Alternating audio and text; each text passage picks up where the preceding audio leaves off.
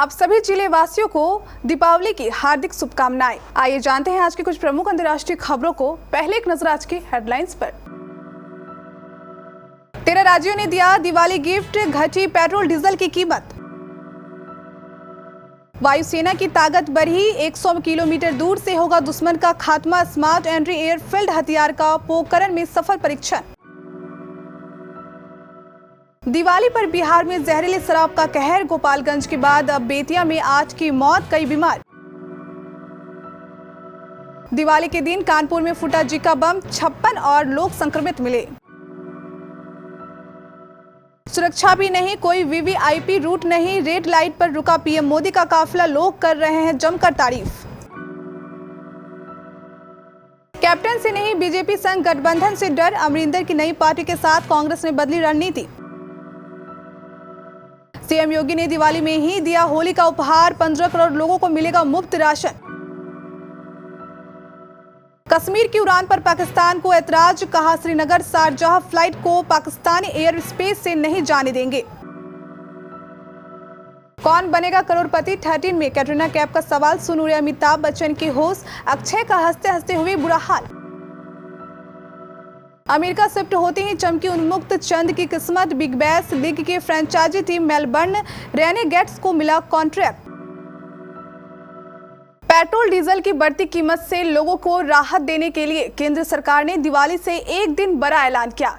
एक दिन पहले बहुत बड़ा ऐलान किया है। केंद्र ने पेट्रोल पर एक्साइज ड्यूटी में 5 रुपए और डीजल पर 10 रुपए की कटौती की घोषणा की।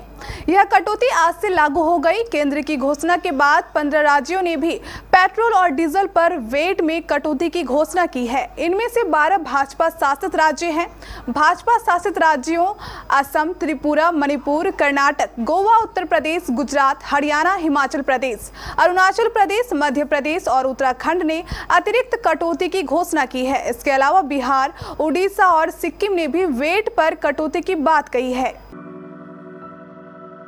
भारतीय वायुसेना की ताकत में एक और इजाफा हुआ है। राजस्थान के जैसलमेर की पोखरण फील्ड फायरिंग रेंज में अनुसंधान एवं विकास संगठन और वायुसेना ने स्मार्ट एंटी एयरफील्ड हथियार के 2 उड़ान परीक्षण किए हैं।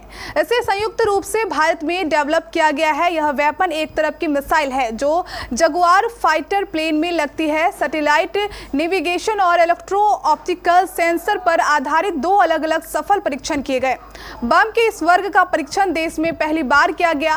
इलेक्ट्रो ऑप्टिकल सेंसर को स्वदेशी रूप से विकसित किया गया है। पोखरण फील्ड फायरिंग रेंज में इससे पहले 28 अक्टूबर को भी इसका सफल परीक्षण किया गया था। अंतिम और सफल परीक्षण बुधवार को जैसलमेर जिले की पोखरण फील्ड फायरिंग रेंज में वायुसेना के प्लान से लॉन्चिंग किया गया। बिहार में शराबबंदी लागू है, लेकिन प्रशासन जहरीली शराब के कारोबारियों पर अंकुश लगाने में काफी हद तक फेल होता नजर आ रहा है। दिवाली पर तो जहरीली शराब ने कहर ही बरपा रखा है। कल गोपालगंज में 8 लोगों की मौत के बाद आज बेतिया से भी बुरी खबर आई है। वहां भी जहरीली शराब पीकर 8 लोगों की मौत हो गई, जबकि कई बार होकर अस्पताल में जीवन के लिए संघर्ष कर रहे घटना नौतन थाना क्षेत्र के दक्षिणी तेलुआ गांव की बताई जा रही है। मिली जानकारी के अनुसार मरने वालों में पंचायत के वार्ड नंबर 2, 3 और 4 के लोग हैं। गांव वालों के मुताबिक बुधवार की देर शाम एक टोले के लोगों ने शराब पी थी। शराब पीने के कुछ समय बाद ही सभी लोगों की तबीयत बिगड़ने लगी। सभी को आनन फानन में नजदीकी अस्पताल में भर्ती कराया गया। वहां एक के बाद एक लोगों की मौत से हड़कंप मच गया। अब तक कुल 8 लोगों की मौत हो चुकी है। मृतकों में बच्चा यादव, महाराज यादव, हनुमंत सिंह, मुकेश पासवान, जवाहर सहनी, उमा शाह, रमेश सहनी और रामप्रकाश राम शामिल है। कानपुर में दिवाली के दिन जिका बम फूटने से पूरे शहर में हड़कंप की स्थिति है। एक साथ 56 लोगों में वायरस की पुष्टि से दिवाली की खुशियों पर भी ग्रहण लग गया है। इसके साथ ही शहर में कुल संक्रमितों की संख्या 91 पहुंच गई। स्वास्थ्य विभाग के अफसरों ने संक्रमितों को फोन कर घर पर ही रहने की सलाह दी है। नेशनल वायरोलॉजी सेंटर पुणे से आई रिपोर्ट से खुलासा हुआ तो सनसनी फैल गई। स्वास्थ्य विभाग के अधिकारियों की पेशानी पर बल आ गए। आनन फानन में सर्विलांस टीम को सक्रिय किया गया। नए संक्रमितों को फोन कर जरूरी एहतियात बरतने की सलाह दी गई। सभी को होम आइसोलेशन में रहने को कहा है। इलाज स्वास्थ्य विभाग अपनी निगरानी में कराएगा। हर साल की तरह पीएम मोदी इस दिवाली को भी देश के जवानों के साथ मना रहे हैं। पीएम मोदी का काफिला सुबह सुबह नौसेरा के लिए रवाना हो गया था। इस दौरान न तो किसी तरह का पीएम रूट लगाया गया, न ही यातायात को बाधित किया गया। पीएम मोदी के साथ सुरक्षा भी कम थी। जिस दौरान पीएम मोदी का काफिला गुजरा, किसी को भी पता नहीं चला कि मेरे बगल में चल रही कार के भीतर पीएम मोदी बैठे हुए हैं। इसके अलावा दिल्ली से जब उनका काफिला आगे बढ़ रहा था तो रेड सिग्नल पर आकर पीएम का पूरा काफिला रुक गया। सोशल मीडिया पर लोग इसकी तारीफ कर रहे हैं। लोगों ने कहा कि पीएम मोदी ने वीवीआईपी कल्चर को समाप्त किया है और खुद भी वो इस कल्चर को नहीं मानते हैं। पंजाब के पूर्व मुख्यमंत्री कैप्टन अमरिंदर सिंह अपनी नई पार्टी के साथ चुनाव मैदान में उतरने का ऐलान कर चुके हैं। कैप्टन के निशाने पर सिर्फ कांग्रेस है और वह चुनाव में सियासी नुकसान पहुंचाकर पार्टी को अपनी गलती का एहसास कराना चाहते हैं। कांग्रेस भी उनके मंसूबे समझ रही है, इसलिए पार्टी ने अभी से चुनाव रणनीति का खाका बनाना शुरू कर दिया है।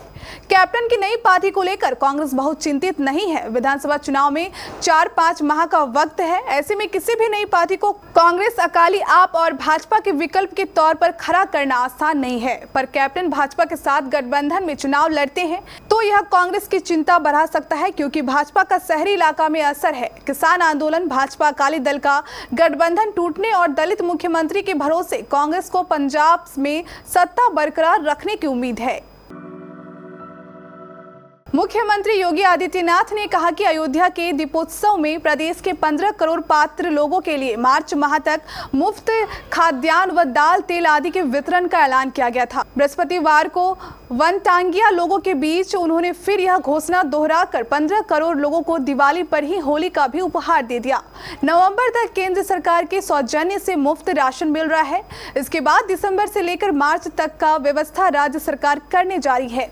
इस दौरान पात्र गृहस्थी व अंत्योदय कार्ड धारकों को निर्धारित राशन के साथ ही 1 किलो दाल, 1 किलो खाद्य तेल, 1 किलो नमक भी मुफ्त दिया जाएगा। अंत्योदय कार्ड धारकों को 1 किलो चीनी भी मिलेगी। भारत और पाकिस्तान के रिश्तों में सुधार होने की उम्मीद कम होती नजर आ रही है। पाकिस्तान ने जम्मू कश्मीर के श्रीनगर से यूएई के शारजाह जाने वाली फ्लाइट को अपना एयर स्पेस इस्तेमाल करने की इजाजत देने से इनकार कर दिया है। इस्लामाबाद ने अपना एयर स्पेस इस्तेमाल करने पर आपत्ति जताई है। बुधवार को पाकिस्तान की सरकार ने गो फर्स्ट की फ्लाइट को अनुमति देने से इनकार कर दिया है। बॉलीवुड एक्टर अक्षय कुमार और कटरीना कैफ की फिल्म सूर्यवंशी कल यानी 5 नवंबर को सिनेमा घरों में रिलीज होने वाली है। उससे पहले अक्षय और कटरीना अपनी फिल्म का प्रमोशन करने में लगे हुए हैं। इसी सिलसिले में दोनों स्टार्स जल्द ही अमिताभ बच्चन के फेमस शो कौन बनेगा करोड़पति 13 में पहुंचेंगे। सोनी ने अपने इंस्टाग्राम पर एपिसोड की कुछ क्लिप शेयर की है, जिनमें कटरीना अमिताभ बच्चन से ढेर सारी बातें करती दिख रही हैं। लेकिन इसी बीच कटरीना ने अमिताभ से एक ऐसा सवाल पूछा जिसका जवाब देना तो दूर, बिग बी वो सवाल सुनकर ही हक्का बक्का रह गए। कैटरीना का सवाल सुनकर अक्षय हंसते हंसते लोटपोट हो गए और अमिताभ तो कुछ बोल ही नहीं पाए। वैसे कैटरीना का सवाल इतना फनी है कि वाकई आपकी भी हंसी बंद नहीं होगी। भारत को अपनी कप्तानी में अंडर-19 वर्ल्ड कप जीता चुके उन्मुक्त चंद ने इसी साल अगस्त में संन्यास की घोषणा की थी और इसके बाद वह अमेरिका शिफ्ट हो गए। अमेरिका में माइनर लीग क्रिकेट में शानदार प्रदर्शन करने का उन्मुक्त को खास तोहफा मिला है। बिग बैश लीग की फ्रेंचाइजी टीम मेलबर्न रेनेगेड्स ने उन्मुक्त को अपनी टीम में शामिल किया है। उन्मुक्त के करियर का आगाज तो शानदार हुआ था, लेकिन इसके बाद उनका डाउनफॉल शुरू हो गया। भारत में लंबे समय तक संघर्ष करने के बाद उन्मुक्त ने बीसीसीआई को अपने संन्यास का फैसला बताया और इसके बाद अमेरिका शिफ्ट हो गए। इस तरह से बीबीएल का हिस्सा बनने वाले उन्मुक्त पहले भारतीय पुरुष क्रिकेटर बन गए हैं।